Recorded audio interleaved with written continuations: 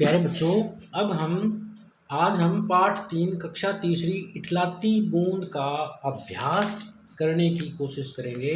आपसे अनुरोध है, आप इसको अच्छे से पढ़ें।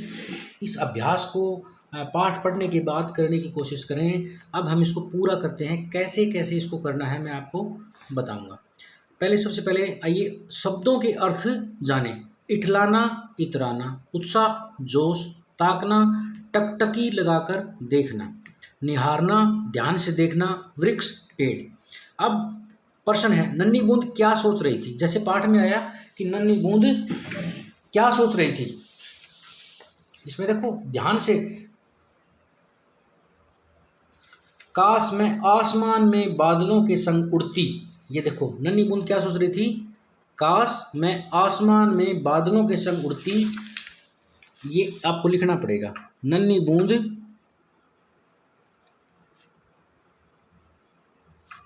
सोच रही थी काश मैं आसमान में बादलों के संग उड़ती, संग साथ उड़ती। ठीक है, क्या सोच रही थी? तो ये सोच रही थी कि मैं बादलों के संग उड़ती। अब आगे भी वो सोच रही थी, वहां से खेतों को देखती, बाग बगीचों को निहारती, बड़े बड़े वृक्षों की ऊंची चोटियों को देख पाती। इतना लिखने की जरूरत नहीं है, आप इतना ही लिख देंगे तो काफी है कि नन्ही बूंद सोच रही थी काश मैं आसमान में बादलों के संग उड़ती। किसे देखकर बूंद का मन पिघल गया? किसान को देखकर, या हम ऐसे लिख सकते हैं किसान की उदासी को देखकर बूंद का मन पिघल गया।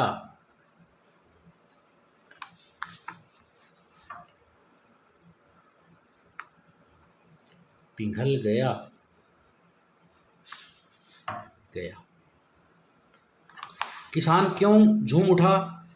क्योंकि उसके आम हाथों हाथ बिक गए रसीले आमों को देखकर। ये देखो यहाँ लास्ट में उसने कहा ना, किसान बाग में आया तो रसीले आमों को देखकर उसका मन झूम उठा। आप यहाँ लिख सकते हो कि रसीले आमों को देखकर। आप इसमें लिखोगे किसान क्यों झूम उठा, तो किसान रसीले आमों को देखकर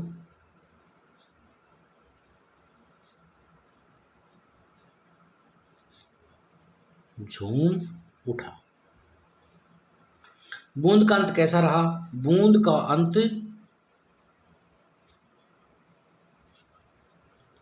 अंत बहुत अच्छा रहा।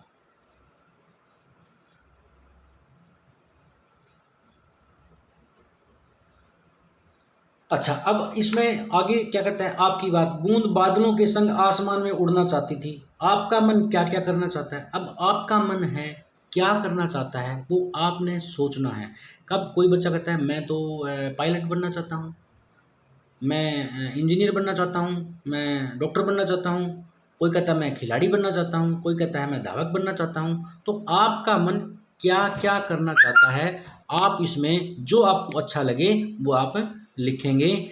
आपका मन क्या क्या करना चाहता है? जैसे मैं अपने लिखूं तो मेरा मन अध्यापक बनकर बच्चों को पढ़ाना चाहता है।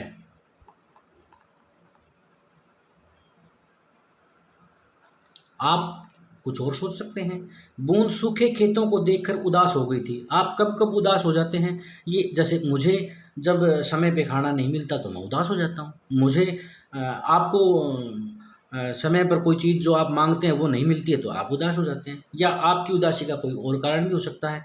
जब बहन भाई आपस में खेलते हैं और आपस में झगड़ा हो जाता है तो उदास हो जाते हैं। ऐसे आप कब कब उदास होते हैं ये आपने लिखना है। कोई घटना याद करके बताएं जब कुछ देखते या सुनते ही आपका मन झूम उठा हो। जब झूम उठना मतलब खुश हो जाना।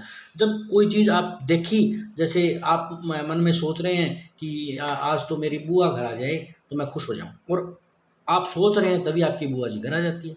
तो ऐसे कोई भी घटना आपके साथ जो घटी हो कि आप याद कर रहे हो और उसी समय आपको वो चीज़ मिल जाती हो तो आपका मन खुश हो जाता है। ऐसे कोई भी एक घटना यहाँ आपने लिखनी है। अब भाषा की बात, पेज नंबर 13 पे।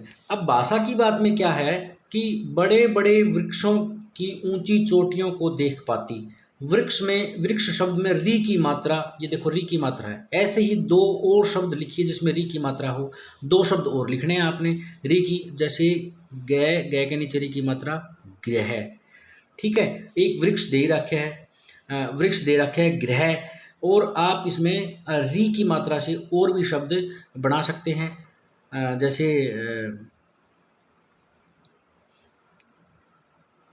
क्या लिखोगे इसमें, ऋषि भी तो लिखते हैं हमें, ऋषि, गृह, और इसमें वृत्त भी लिखते हैं। वृत्त, वै के नीचे री और तय, वृत्त। और संस्कृत में घृत भी लिखते हैं, घी, ठीक है। ऐसे मेज पर आम की टोकरी रखी है, मेज पर आम की टोकरियां रखी हैं। अब यहाँ टोकरी से अभिप्राय है एक टोकरी, और टोकरियां से अभिप्राय है एक से ज़्यादा टोकरी, यानी कि एक वचन और बहुवचन। यहाँ एक वचन और बहुवचन का जिक्र है, यानी कि एक से ज़्यादा वस्तुएं बहुवचन, एक वस्तु एक वचन। लड़की एक वचन, लड़कियां बहुवचन। कुर्सी एक वचन, कुर्सियां, ये छोटी मात्रा हो जाएगी यहाँ बड़ी की बजाय, कुर्सियां बहुवचन। लकड़ी एक वचन, लकड़ियां बहुवचन, छोटी मात्रा हो जाएगी। चोटी एक वचन, चोटियां बहुवचन। रोटी एक वचन, रोटियां। बोरी एक वचन, बोरियां। बकरी एक वचन, बकरियां। टहनी एक वचन, टहनियां। अब खाता है, खाती है। सोहन आम खाता है, रीटा आम खाती है। सोहन लड़का है इसलिए खाता आया है, रीटा लड़की है इसलिए खाती आया है। ऐसे ही कुछ शब्द नीचे दिए गए, उनसे वाक्य बनाइए। अब ये देखो, ये है लिंग बदलो, ये था वचन बदलो, ये है लिंग बदलो। ये तो था वचन और ये लिंग, एक वचन बहुवचन, ऐसे लिंग, स्त्रीलिंग और पुल्लिंग। खाता है तो पुल्लिंग आदमी, और खाती है तो लड़की औरत। यहाँ ऐसे ही कुछ शब्द नीचे, उनसे वाक्य बनाने हैं। पीता, मोहन दूध पीता है। पीती, अब मोहन की जगह अगर कोई लड़की हो तो आप उसका नाम लिख दीजिए, ठीक है। संजना दूध पीती है,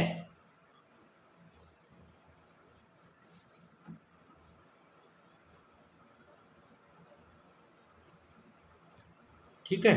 खेलता, अब लड़का जैसे सोहन है, लड़का तो सोहन खेलता है।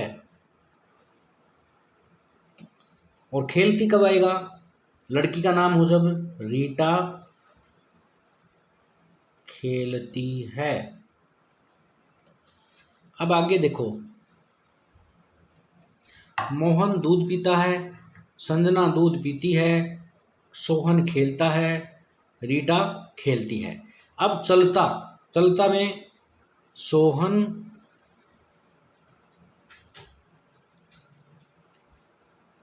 चलता है और रीटा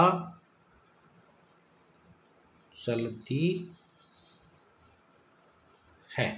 ऐसे, यानी कि मोहन जो स्त्रीलिंग होगा उसमें ती है, और पुल्लिंग होगा उसमें ता है। ऐसे इनका आपने प्रयोग करना है। फिर आगे इसने दे रखा है गाता। आप इसको ऐसे बनाओगे वाक्य तो कैसे बनाओगे?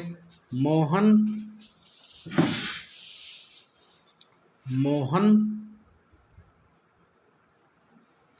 गाता है गीत, तो गीत गाता है। रीटा गीत गाती है। ऐसे आप और भी नाम यूज करके वाक्य बना सकते हो। मिट्टी शब्द को ऐसे भी लिखते हैं मी आधा टे और टे की बड़ी की मात्रा। दिए के शब्दों को भी इसी प्रकार लिखे। खट्टा ख आधा टे फिर पूरा टे और आ की मात्रा।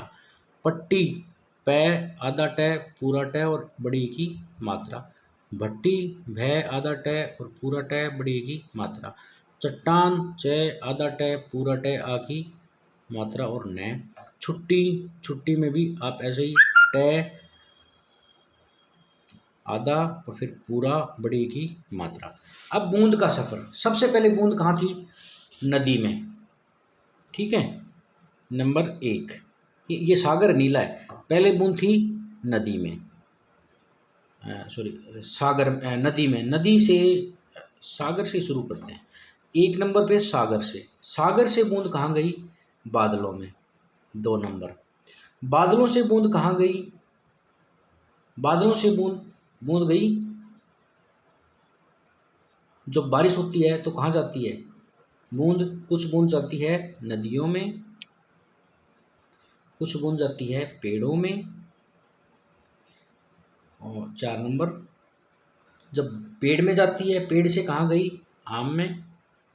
आम से कहाँ आई? बच्चे के पास।